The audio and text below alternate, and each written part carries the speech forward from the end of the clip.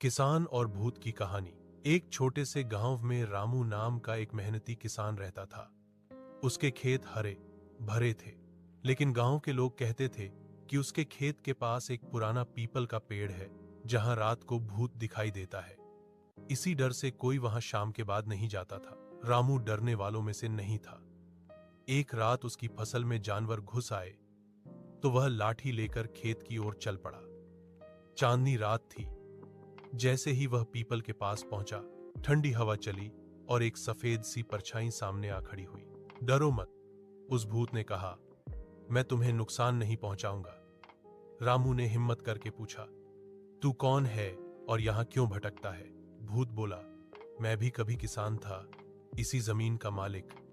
लालच में मैंने दूसरों का हक छीना और मरने के बाद मेरी आत्मा को चैन नहीं मिला। रामू को दया आ गई। उसने कहा, अगर तुझे शांति चाहिए तो अच्छा काम कर, इस जमीन की रखवाली कर, किसी को नुकसान मत पहुंचने दे। उस रात के बाद अजीब बात होने लगी। रामू की फसल को कोई जानवर नुकसान नहीं पहुंचाता, चोर भी खेत के पास नहीं आते। कुछ महीनों बाद एक रात भूत फिर आया।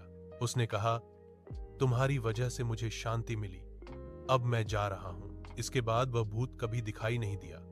रामू की खेती फलने फूलने लगी और गांव वालों का डर भी खत्म हो गया। सीख, डर से नहीं, समझदारी और दया से बड़ी समस्या हल हो सकती है।